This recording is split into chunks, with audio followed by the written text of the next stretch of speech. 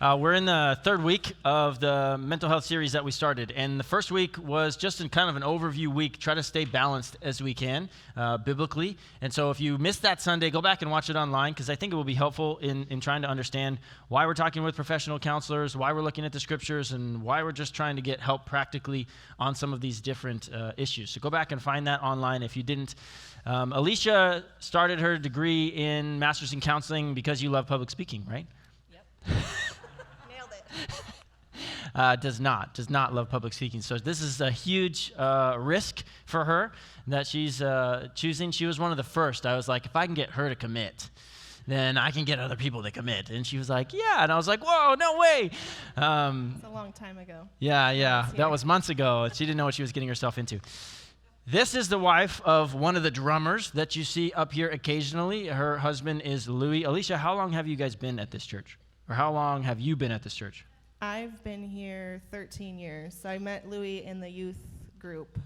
He was doing the youth worship, and that's when we started dating. And then you got married? Yeah, we got married 7 years ago. Okay. Yep, and now we have a little 2-year-old, Eleanor, who you probably see toddling around without her shoes on all the time. So.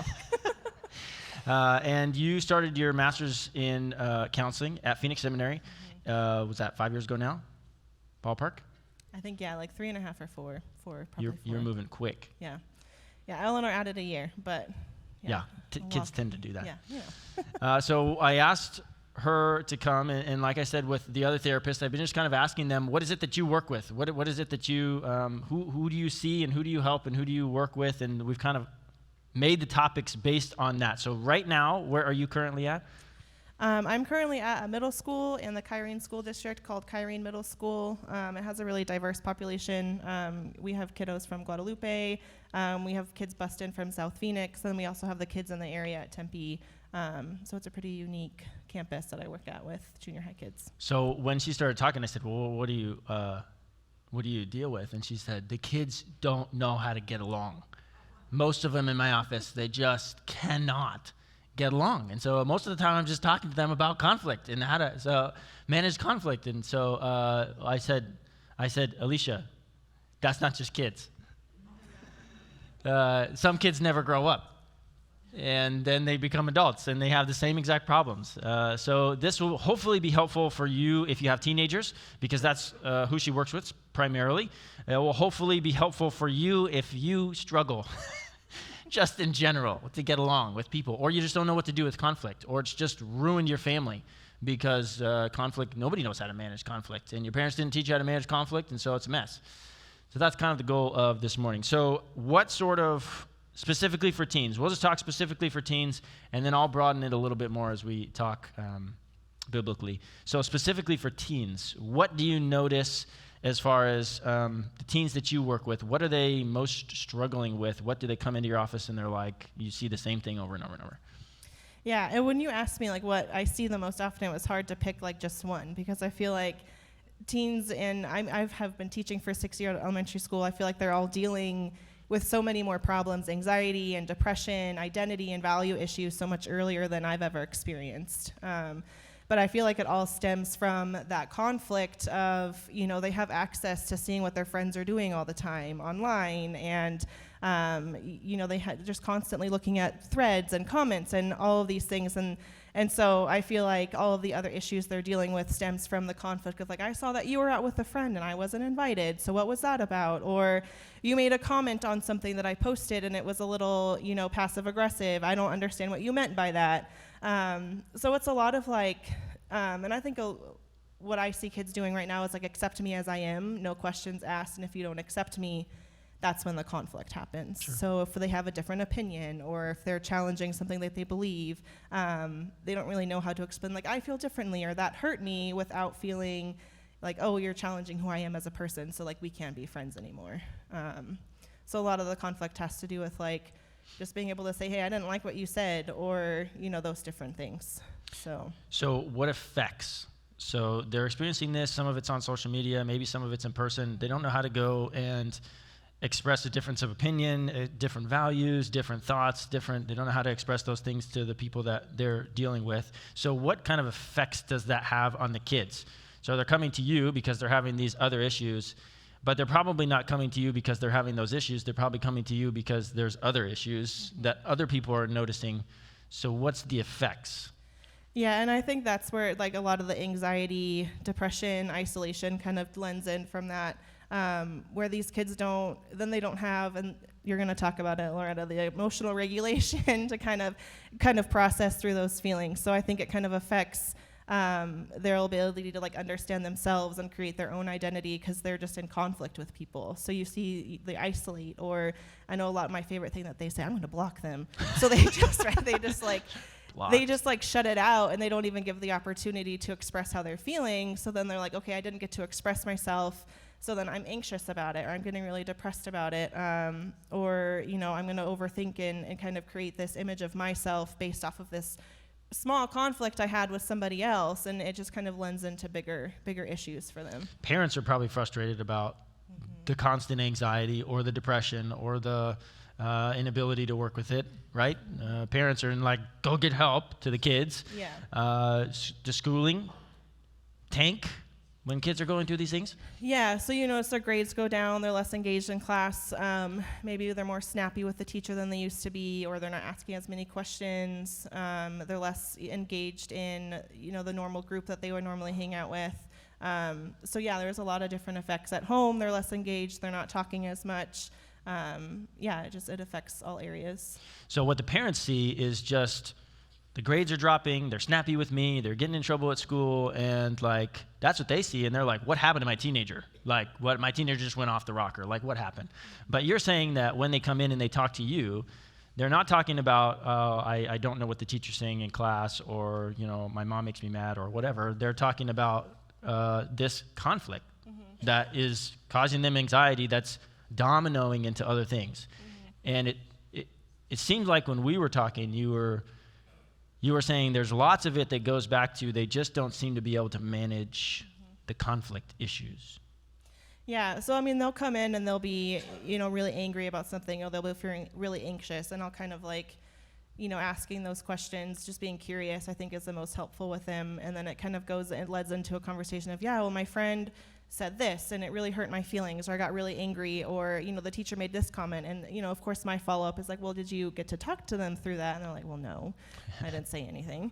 And so, or no, I just kind of let it sit there. So they just don't like the language, like they don't like those that I feel like when you don't learn how to, you kind of just like innately you learn how to be sad or how to tell people you're happy and those different things, and I don't know that that's for whatever reason is happening as much, and so they don't have the language or the tools or the skills to be able to say like, hey, this made me feel this, next time can we try something else? Like that's not happening anymore. Not in They're their not wheelhouse. Communicating. Yeah. Okay, so so you have teens come into your office. What do you work with them on to try to get them to manage these things? What kind of skills do you provide to them the best you can? Yeah, I think a lot of it is that language. I know just from a parent standpoint, I think I bring a lot of that into my counseling office because I'm working with kids. Like Louie and I fight, right? And so I think what we do, I feel differently, is where we try to fight when we can and it's appropriate in front of Eleanor, and then we're modeling what that conversation looks like. Like you can be healthy and angry at somebody and then identify, this made me feel that way, and can we do this next time? And then there's a closure to it. I don't know that a lot of that modeling is getting to happen at home. So I have them work through, it's called the conflict resolution skills activity that they come in and do together. It's called a peer mediation. And so I kind of provide that language for them and trying to fill out, and it's not just on the other person, like what did the other person do to you and how did that affect you? It's what was my role in this? What did it make me feel? What was this person's role in it? How did that affect the situation? And then really just giving them a list of coping skills of, attack the problem, not the person. It just a kind of list of things that they can pick from, taking a break, take a breather, come back to it later. And then practicing a good apology. Sometimes I'm sorry. But I'm sorry for, it affected you because, or it was wrong because, next time we will. And really kind of making it a team effort. I think that's the biggest thing that I do for kids is you don't know what you don't know. And so if I can give them the language and the tools and the skills to be able to express themselves for the next time, then I feel like that's really helpful for them to have something to go back to. Okay, you mentioned a thing that you take them through.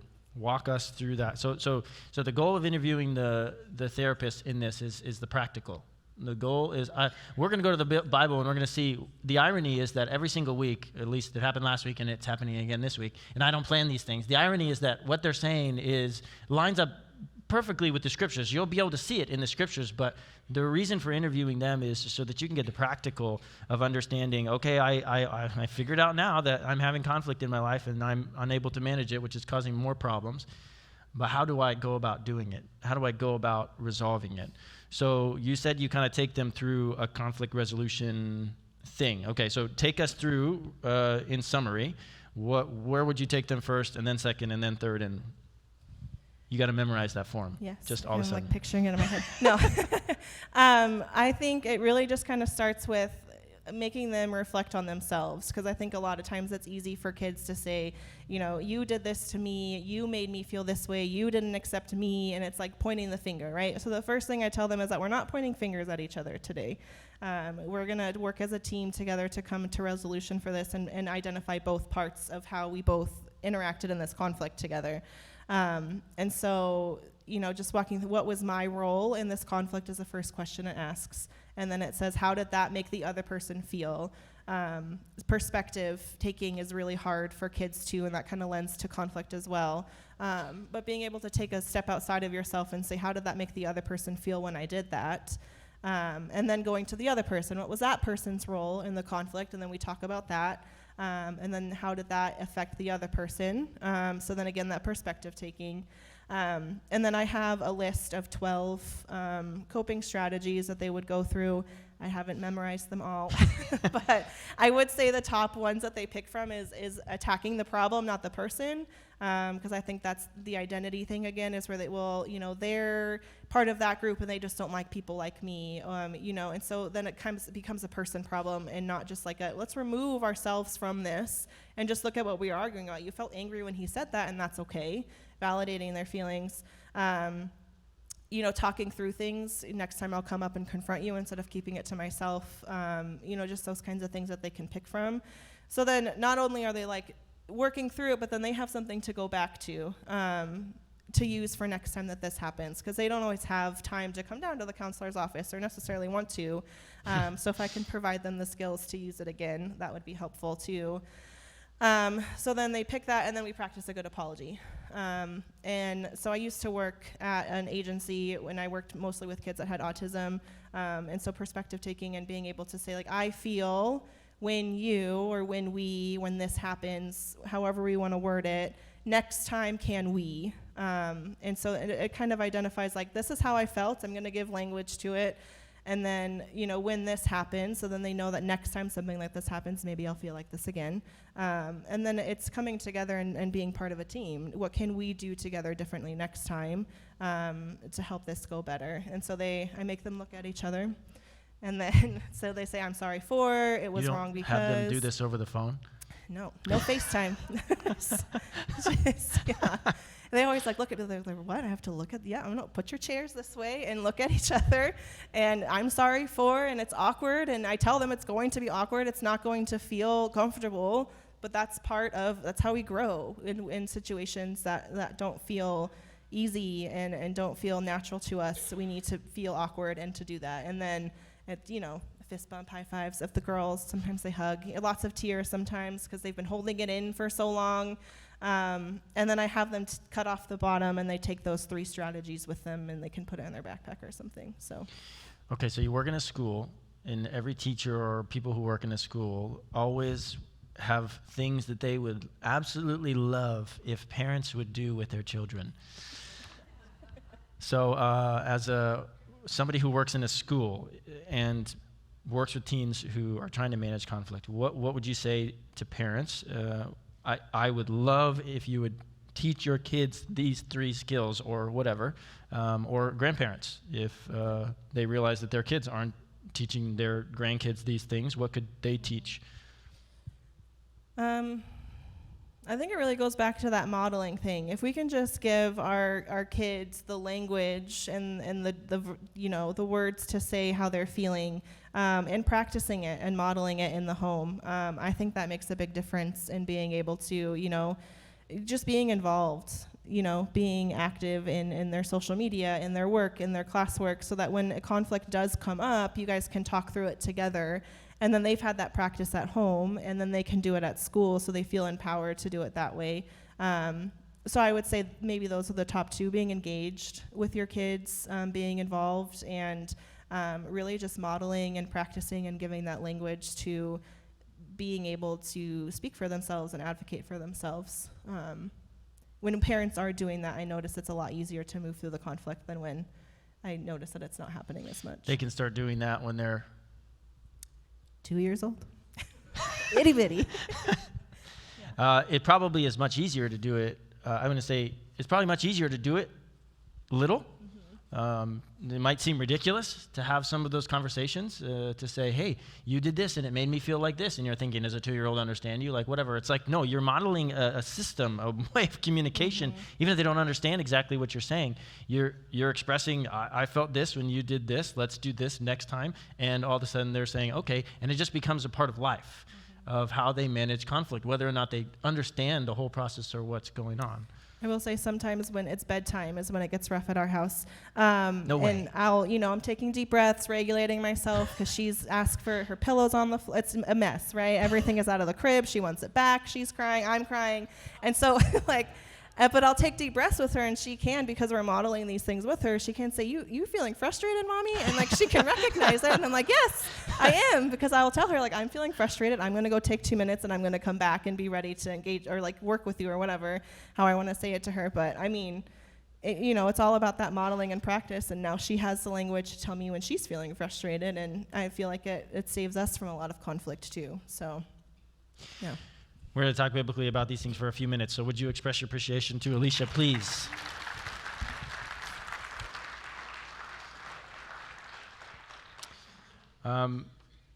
If you have your sermon guide, you'll notice I never know how much time it's going to have. I should have had less blanks on the sermon guide last week. Those interviews, you never know what's going to happen. So I just gave you the verses that we'll look at today. That will just kind of give us an understanding of essentially answering this same question. What does the Bible say about how we would manage conflict, how we would go about dealing with each other? As I said to you, and I hope you heard when she was talking, that the reality is this is this is not just a teen problem. Okay? This is not just a problem in schools. The same things that you're seeing or hearing, talking about social conflict and how we communicate with each other. I mean, you can't do these things and your marriage will struggle. You can't do these things and your family will just clash, just always be at odds. And holidays will be awkward and you'll be thinking, why is it like this? It's like, well, because we can't resolve anything. Everything is not going to be great in your marriage all the time. It's not going to be great with your family all the time. But if you can't resolve any of it, it just gets stacked on and stacked on and stacked on and stacked on. And 10 years later, 20 years later, you're thinking there's just so much barriers in between us because nothing's been resolved. And then relationships just deteriorate. It becomes a mess. If you struggle to have healthy, meaningful friendships, if you struggle to be a good employee, if you have a business and everybody hates you, all your employees, because you don't manage conflict well. You just blow up and explode, walk out, and then you come back and pretend like nothing ever happened, and all your employees are going what? Are we going to resolve any of these things? And how many businesses run that way? You've all probably maybe been a part of one or two of those. These things, they just swirl. So I hope that was practically helpful for you as far as a communication piece and maybe understanding your teens. If you're starting to see, and all of a sudden one day it just seemed like they just flipped. They just became a whole different person. What just happened? They were A students, now they're C students, and they had friends, and now they have no friends, and they didn't used to be like this with me, and now they're getting in trouble. And you can start seeing all the signs and think to yourself, maybe they're not just rebellious. Maybe they don't just hate me. Maybe there's a lot going on that they don't have the tools to manage, and maybe if I can give them the tools to manage those things, maybe they'll be back to the street kid that I once had. Maybe that will be helpful to you. The first one is Luke chapter 17. Luke chapter 17. Where do we go? How do we How do we manage conflict biblically from the scriptures? This is the passage that most people would consider. I'll read to you also from Matthew chapter 18, the passage that most people would consider as church discipline, but it ends with church discipline because of unrepentant people, but it starts with conflict. It starts with just two people who are in conflict with one another. And Jesus says this, Luke chapter 17, verse 3, "Be on your guard. If your brother sins, rebuke him. If he repents, forgive him." And then the parallel passage to that from Matthew, it's not on your screen, but you can write it, Matthew 18, verse 15. Matthew records it like this: "If your brother sins, go and show him his fault." Listen carefully, in private. Go and show him his fault in private. Meaning the first time you bring something up to somebody should not be at a staff meeting or a group meeting or go to this person in private, one-on-one. If he listens to you, you have won your brother. It's the beginning of conflict resolution biblically. It's if you have an issue with somebody, go to them. Listen, lots of people have this problem, not just in the church, outside the church, in your businesses, in your home. Lots of people have this problem. They have an issue with somebody, but they go to somebody else to talk about it. They have an issue with somebody, but they go to somebody above the person to deal with it. And you're kind of sitting there going, wait a minute. And every good leader should be pointing them back, like, did you go and talk to the person? You thought you heard, but have you even talked to them? Have you said out loud, this is what I think I heard, is this what you were saying? Now, by all means, if that's a problem and I need to help you manage it, okay, that's great. But the first step, before we ever get to discipline, is when there's conflict, have you gone one-on-one? Have you gone privately? If you go to somebody publicly who you've never gone to privately and they have a bad response to you, that's likely going to happen.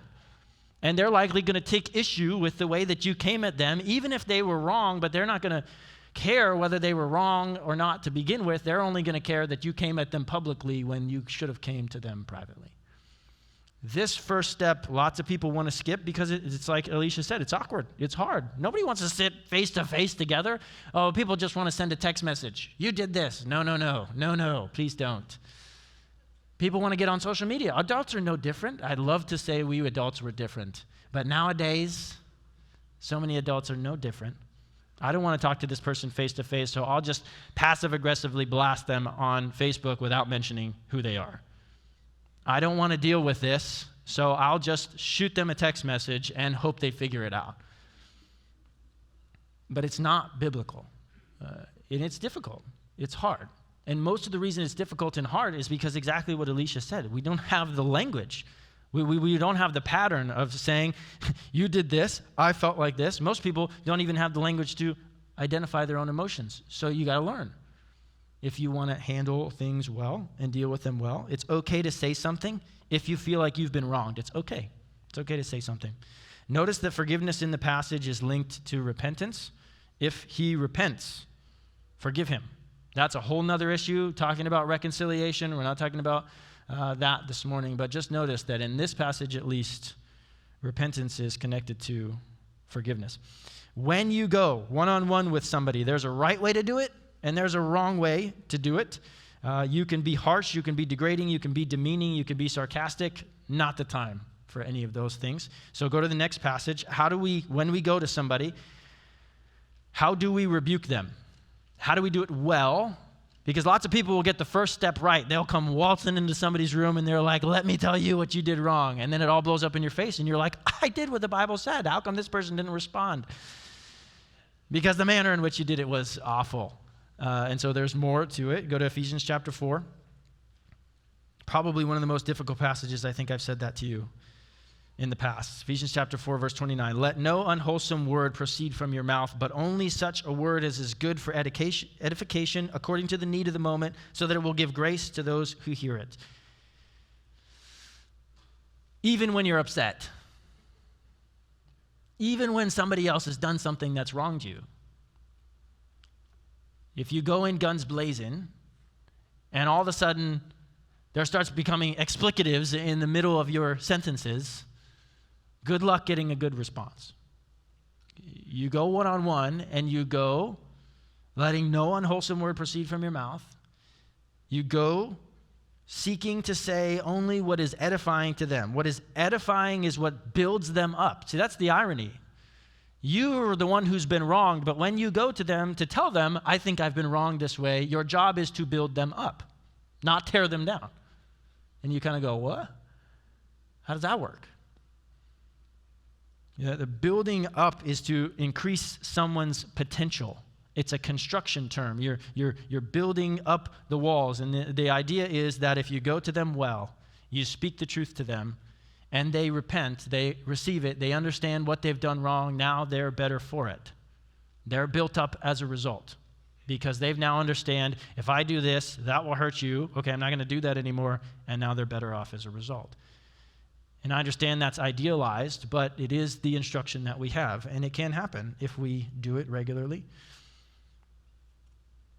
so that it will give grace to those who hear it.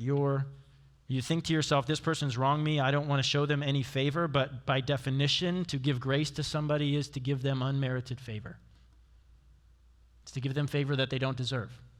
And so when you go to them, you're offering them a favor that they don't deserve. To not get angry with them, to not call them names, to not demean them, to not make the situation worse than it is.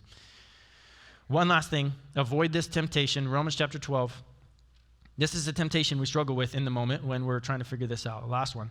Romans chapter 12, verse 17 and 18. Never pay back evil for evil to anyone. Respect what is right in the sight of all men, if possible. As far as it depends on you, be at peace with all men. Never pay back evil for evil to anyone. Watch this video clip real quick. Watch this video clip. Some of you may know Tyler Perry, and you may know the Padilla movies, and so this may be to some of you funny, and some of you like, what is happening right now? Watch this clip real quick. It fits with the illustration, I promise.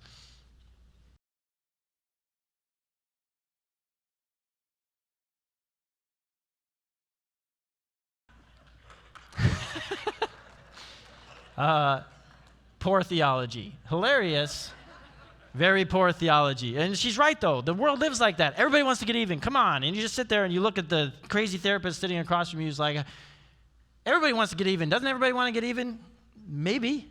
Maybe everybody wants to get even. And yet the scriptures are countercultural in that way. Never repay evil for evil.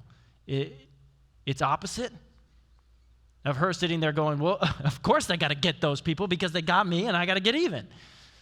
It's opposite logic for handling conflict biblically. Never pay back evil for evil. So go to people. Don't go around people. Don't go above people until you have to. Don't go publicly to people until it's necessary. When you get to that point, this person's unrepentant, they don't respond well to you, okay, fine, we'll get there. But let's work individually first. When you go, speak only what is useful for building them up and giving them grace, and your goal is not to get even. Your goal is not to pay back evil for evil. Let's pray, and then we're going to have Aaron. Do I see Aaron? Do we see Aaron? Say that again. He's on his way. See, I ended so early this time that Aaron's going to come up and give you an announcement on the vote we took last week. Would you bow your heads with me? God, thanks for Alicia. Thanks for her, wisdom. I remember her excitement starting the program at Phoenix Seminary, and God, what wisdom you have given her, what insight, what discernment you have provided her over the last 4 or 5 years, and her willingness to see beyond the surface level things that teens are going through, God, and her willingness to work in the public school system. God, we need believers to be involved in the world, to be leading and guiding people with biblical principles. God, she is helping give kids coping skills and talk and communication skills and language that are all extremely biblical. They have maybe no idea that is her worldview or that is her foundation, and she has to uniquely navigate both worlds. So God, give her continued discernment and wisdom as she does that. Thanks for her faithfulness, willingness to come here and share with us this morning. God, help us to remember when we're in conflict with our spouses or our kids or our bosses or our employees. There's a biblical way to handle things, and there's a worldly way to handle things. God, help us to trust you, your judgment, not our own judgment, so that we don't feel the need every time we get wrong to feel like we got to get even. God, help us to give us boldness, to go one-on-one, to resolve things with each other. Help us to understand that if we're unwilling to go to the source to help resolve conflict, it won't get resolved, and it will just continue to pile up on us. God, relieve us this morning. Teach us these things. You give us the Spirit of God. It's a great power, and we appreciate it.